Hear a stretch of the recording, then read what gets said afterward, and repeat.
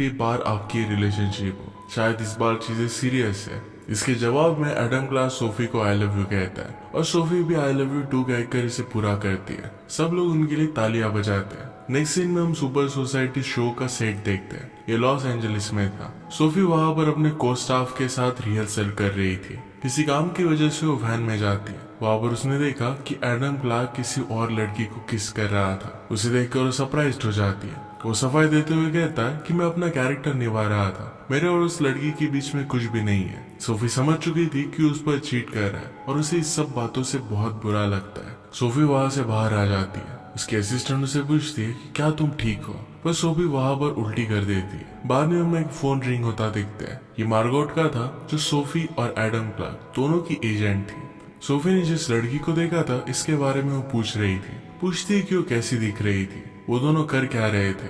बाद में सोफी को क्रिस का भी फोन आता है। ये सोफी का मैनेजर था। वो मार्गोट से सोफी के बारे में पूछ रहा था। मार्गोट कहती है कि वो काफी परेशान है। क्रिस बहुत ही परेशान था कि सारी बातें उस स्टूडियो को कैसे बताए। मार्गोट इस बात का सोल्यूशन निकालती है। कहती है कि हमें ये सब बातें किसी को बतानी नहीं चाहिए जब तक कि शो खत्म नहीं हो जाता। इससे बहुत बैड पब्लिसिटी हो सकती है। बाद में क्रिस सोफी के बारे में डिस्कस कर रहा था। वहां पर रेचल भी थी। रेचल सोफी की बेस्ट फ्रेंड है। अब तक उसे जॉब नहीं मिली है तो सोफी के वो साथ ही है। नेक्स्ट सीन में मार्गोट को एडम क्लार्क का कॉल आता है। उसे कह रहा था कि वो कितना बेवकूफ फील कर रहा है। ये जब उसने सब किया था तो अपने पूरे होश में था। वो रियलाइज कर रहा था कि उसे ये सब नहीं करना चाहिए था। इस वजह से उसका करियर दांव पे लग सकता है। मार्गो से कहते हैं कि तुम अपने आप को माफ कर दो, यही ठीक रहेगा, और अपने शो पर फोकस करो। दूसरी तरफ सोफी अपने शो के लिए प्रिपरेशन कर रही थी। बहुत मेहनत करने के बाद वो खुश थी कि उसका काम अभी के लिए अब खत्म हो चुका है। नेक्स्ट सीन में हम हमारे और एक मेन कैरेक्टर को देखते हैं जिसका नाम था अलेक्जेंड्रो। वो अपने हाथों से बहुत ही अच्छा खाना बना रहा था। वहां पर एक ब्लॉगर आती है, उसके खाने के बारे में पूछती है, इसका फोटो लेती है और उसके बहुत तारीफ करती है। वो उसे अपना इंट्रोडक्शन भी देती है। अलेक्जेंड्रो कहता है कि मुझे पता नहीं था कि तुम्हारे पास एक कैमरा भी है। दोनों आपस में बात कर रहे थे, तभी उसे ब्रेकफास्ट के लिए थैंक यू कहकर चली जाती है। अलेक्जेंड्रो फिर वहां से निकलकर अपनी कार के पास आ जाता है। वह उसका फ्रेंड उसे चिढ़ा रहा था कि तुमने उस लड़की के लिए इतना अच्छा ब्रेकफास्ट बनाया और वो लड़की सिर्फ तुम्हें थैंक यू कहकर चली गई। फ्रेंड कहता है कि वो लड़की सिर्फ एक हफ्ते के लिए यहाँ पर रुकी हुई थी। वो उसे एडवाइस कर रहा था कि तुम्हें अपने लिए एक लाइफ पार्टनर ढूंढना चाहिए, वो पार्टनर एक अच्छी इंसान हो। अलेक्जेंड्रो कहता है कि उस लड़की के लास्ट 24 आवर्स थे। उसके साथ मैंने जो टाइम बिताया ये बिना किसी एक्सपेक्टेशन के था। ये मैंने किसी फायदे के लिए नहीं किया था। अलग अलग टूरिस्ट के साथ टाइम स्पेंड करना है अलेक्जेंड्रो को बहुत अच्छा लगता है। उनके साथ फ्रेंडशिप करना, बातें करना, ये हमेशा वो किया करता था। दूसरी तरफ हम सोफी और उसकी फ्रेंड रेचल को कार में देखते हैं। सोफी अपने ड्रीम के बारे में बात कर रही थी। वहां पर एडम क्लार्क पीछे की सीट पर बैठा हुआ था। क्रिस कार ड्राइव कर रहा था। इसके बाद वो लोग लोकेशन पर पहुंच जाते हैं और वहां पर चेक इन करते हैं। लोकेशन पर अलेक्जेंड्रो अपने मैनेजर से बात कर रहा था। कहता है कि सब कुछ प्रिपरेशन हो चुका है।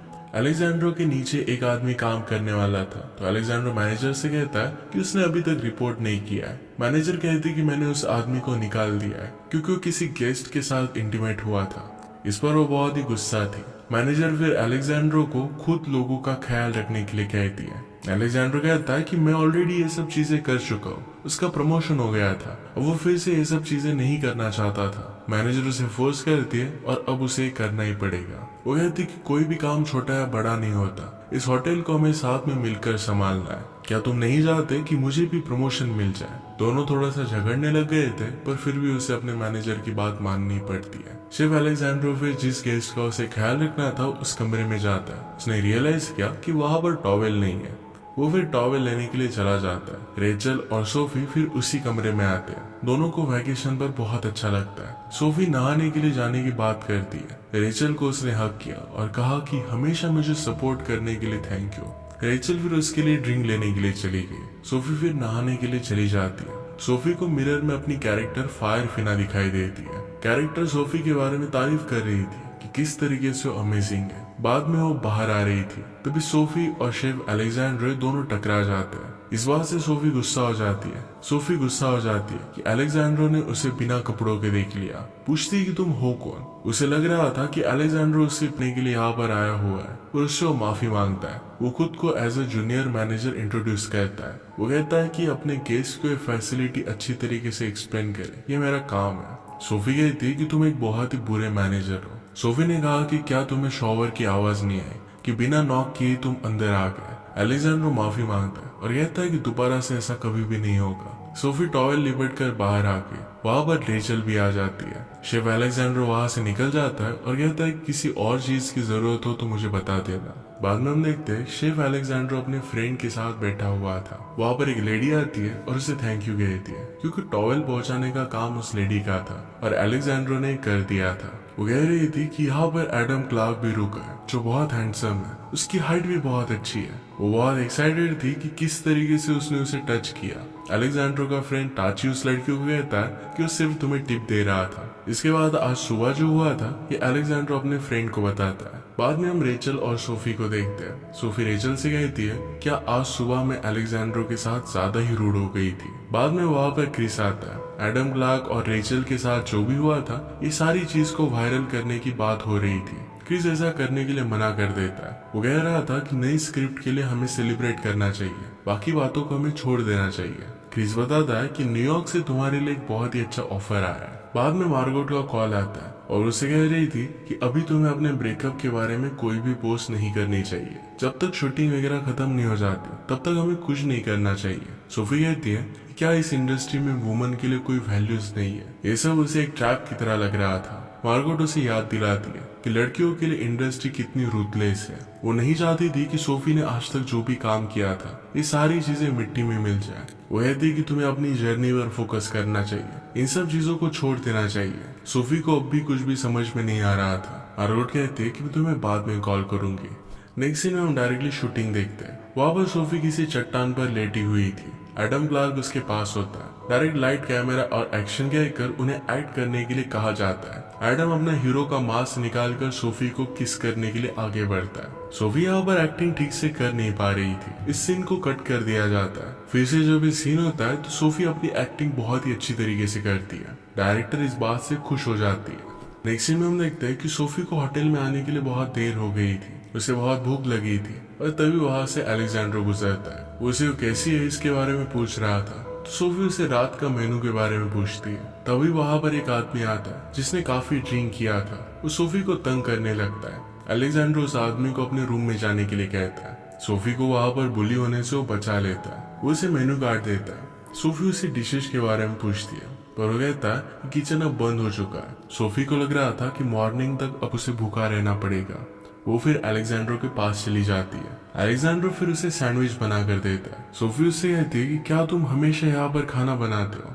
अलेक्जेंड्रो कहता है कि मेरा जन्म इस होटल में हुआ था, यहाँ पर उसने सारे काम किए। अब यहाँ से बाहर निकलकर वो अपना खुद का रेस्टोरेंट ओपन करना चाहता है। वो अपने गेस्ट का बहुत ही अच्छी तरीके से ख्याल रखना चाहता है। तो फिर सोफी के लिए और एक डिश लेकर आता है। सोफी को डिश बहुत अच्छी लगती है। सोफी फिर उसे गुड नाइट कहकर अपने रूम में चली जाती है। अलेक्जेंड्रो कभी सोशल सोसाइटी का शो नहीं देखता था पर अब सोफी की वजह से इसे वो देखना स्टार्ट कर देता है। उसे सोफी की एक्टिंग स्किल बहुत पसंद आती है। नेक्स्ट डे टॉवेल्स लेकर अलेक्जेंड्रो सोफी के रूम के बाहर पहुंच जाता है। वहां पर रेचल उसे वेलकम करती है। वहां पर एडम क्लार्क अपने बुरे बर्ताव के लिए सोफी से माफी मांग रहा था। आगे हम सोफी और अलेक्जेंड्रो को एक ब्रिज पर देखते हैं। सोफी इस जगह की तारीफ करती है। अलेक्जेंड्रो को कहती है कि मुझे इस जगह की टूर चाहिए। इस टूर की बात वो उसे प्राइवेट रखने के लिए कहती है।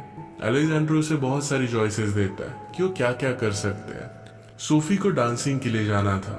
इसके लिए फिर अलेक्जेंड्रो हाँ कहता है। वो दोनों फिर अगले दिन लोकेशन पर पहुंच जाते हैं। वहां पर वो काफी नर्वस दिख रहे थे। एक रेस्टोरेंट में वो ड्रिंक करते हैं। अलेक्जेंड्रो फिर उसे डांस के लिए बुलाता है। दोनों एक दूसरे के साथ बहुत ही अच्छा डांस करते हैं।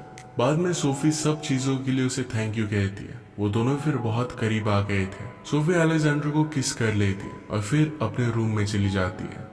रेचल सोफी से बात कर रही थी कि एडम क्लार्क को इस बात के बारे में पता चल जाएगा। सोफी को इससे कुछ भी फर्क नहीं पड़ता था। बाद में एक लोकेशन पर एडम क्लार्क फिर से सोफी को बात करने के लिए बुलाता है। उसे अपनी रिलेशनशिप को फिर से कंटिन्यू करना था।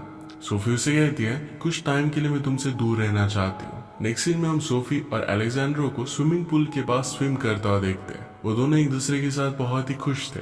अलेक्जेंड्रो भी सोफी को एक्टिंग की प्रैक्टिस करने के लिए हेल्प करता है। बाद में दोनों मूवी देखने के लिए जाते हैं। वहाँ पर एक दूसरे को किस करते हैं। अलेक्जेंड्रो को तभी वहाँ पर कॉल आ गया और उसे जाना पड़ता है। नेक्स्ट डे अलेक्जेंड्रो और सोफी कार में छुट्टियां बिताने के लिए निकल रहे थे। सोफी को पता चलता है कि जिस जगह पर वो जा रहे थे वहाँ पर सेलफोन नेटवर्क नहीं आ रहा था। उसे अच्छा लगता है कि अब उन्हें कोई भी डिस्टर्ब नहीं कर सकता। दोनों मिलकर एक खूबसूरत टेंट लगाते हैं। बाद में हम देखते हैं कि रेचल को मार्केट का कॉल आता है। सोफी के लिए एक नया प्रोजेक्ट उन्हें डिस्कस करना था। रेचल सोफी को कनेक्ट करने का ट्राई करती है पर सोफी का कॉल नहीं लगता तो उसे एक मैसेज छोड़ देती है। पैरेलल में अलेक्जेंड्रो और सोफी एक दूसरे के साथ बहुत अच्छा टाइम स्पेंड करते हैं। एक दूसरे के प्रेजेंट और फ्यूचर प्लान्स के बारे में बात करते हैं। दूसरी तरफ क्रिस होटल पर पहुंच जाता है। रेचल को सोफी के बारे में पूछ रहा था। उसे पता चलता है कि 10 घंटों से सोफी का कुछ भी पता नहीं है। वो फिर होटल की मैनेजर को पुलिस को बुलाने के लिए कहता है। हर जगह पर सब लोग उसे ढूंढ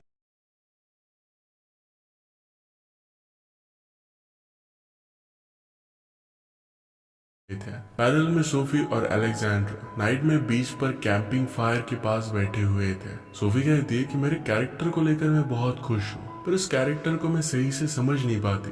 मॉर्निंग में सोफी जरा परेशान लग रही थी क्योंकि उसे याद आता कि होटल पर सब लोग उसे ढूंढ रहे होंगे। होटल के लिए तुरंत निकल जाता है। रेंज में आने के बाद सोफी को रेचल और सब लोगों के छोड़े हुए मैसेज मिलते हैं। इन मैसेजेस की वजह से वो बहुत ही परेशान हो गई थी। सभी चीजों के लिए अलेक्जेंड्रो को ही ब्लेम करती है। इस बात की वजह से उन दोनों में झगड़ा हो गया था। होटल पर पहुंचने के बाद क्रिस उस पर बहुत गुस्सा था। कहता है कि तुम्हें एक बहुत बड़ा प्रोजेक्ट मिलने वाला था पर तुम कनेक्ट नहीं हो पाई और इसी वजह से मिल नहीं पाया। वो कहता है कि अब तुम जो शो कर रही हो इसी को अच्छी तरीके से कंप्लीट करने के लिए तुम्हें फोकस करना चाहिए। आगे शेफ अलेक्जेंड्रो और ताची सोफी को कांटेक्ट करने के बारे में बात कर रहे थे। सोफी और वो फिर बीच पर मिलते हैं।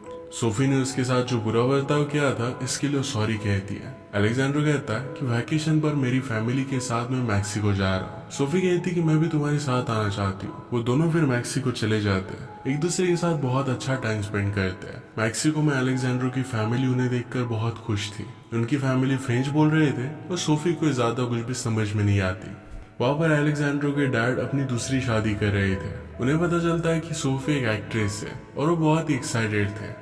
सोफी वॉशरूम जाती है। वहाँ पर रेचल के साथ कॉल पर बात कर रही थी। रेचल उसे इस रिलेशनशिप को आगे बढ़ाने के लिए कहती है। बाहर अलेक्जेंड्रो और उसकी फैमिली के बीच में बात चल रही थी। उसकी फैमिली सोफी के बारे में पूछ रही थी तो कहता है कि सोफी सिर्फ एक टूरिस्ट है, उनके बीच में कुछ भी नहीं चल रहा। सोफी उसी मोमेंट पर वहाँ पर आ जाती है। इस बात के बारे में अलेक्जेंड्रो से पूछ रही थी। अलेक्जेंड्रो कहता है कि मैं सिर्फ मजाक कर रहा था और इस बात को टाल देता है। इस बात से सोफी का मूड बहुत खराब हो गया था। वो खुद को बेवकूफ समझ रही थी कि उसके लिए वो क्या क्या कर रही थी। अलेक्जेंड्रो से कहता है कि तुमने अपने आप को इनवाइट किया था, मैंने तुम्हें यहाँ पर नहीं बुलाया था। सोफी गुस्से में अलेक्जेंड्रो को कहती है तुम एक बहुत ही घटिया इंसान हो, लड़कियों के साथ ऐसा ही करते हो। अलेक्जेंड्रो कहता है कि मैं आगे की कुछ भी सोच नहीं रहा था, मैं सिर्फ अपने करियर पर ही फोकस्ड हूँ। सोफी बहुत दुखी हो जाती है। पैरेलल में मैनेजर को अलेक्जेंड्रो के बारे में सब कुछ पता चल जाता है। वो बहुत गुस्सा थी।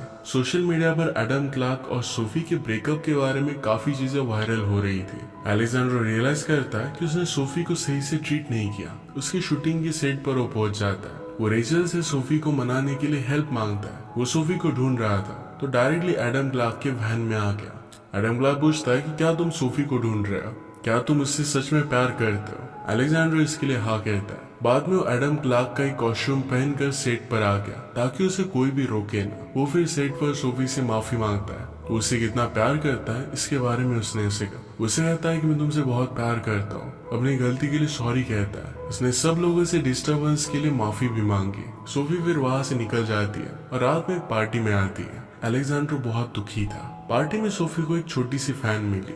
उसके साथ सेल्फी लेती है। वो कहती है कि बड़ी होकर मैं आपकी तरह ही बनना चाहती हूँ। सोफी कहती है कि तुम फायर फिना बन सकती हो। फैन उसे कहती है कि मैं फायर फिना नहीं बनना चाहती, मैं तुम्हारी तरह बनना चाहती हूँ। इसके बाद वो होटल पर पहुंचती है। वहाँ पर वो देखती है कि अलेक्जेंड्रो अपना सब सामान लेकर वहाँ से जा रहा था। उसके पास जाकर उसे रात के मेन्यू के लिए पूछती है। तो दोनों बात करने लग गए। बातों बातों में करीब आ जाते हैं। एक दूसरे को आई लव यू कहते हैं और किस कर लेते हैं। इसी के साथ ये मूवी एंड हो जाती है। अगर आपको एक्सप्लेनेशन अच्छा लगता है तो प्लीज इसे लाइक और कमेंट जरूर कर दीजिएगा। बहुत सारी मूवीज लेकर आते रहता हूँ, तो प्लीज चैनल को सब्सक्राइब कर दीजिए और बेल नोटिफिकेशन आइकन दबाना मत भूलिएगा। हम फिर से मिलेंगे और एक नए मूवी के साथ, तब तक के लिए थैंक यू और आप अपने आप का ख्याल रखें।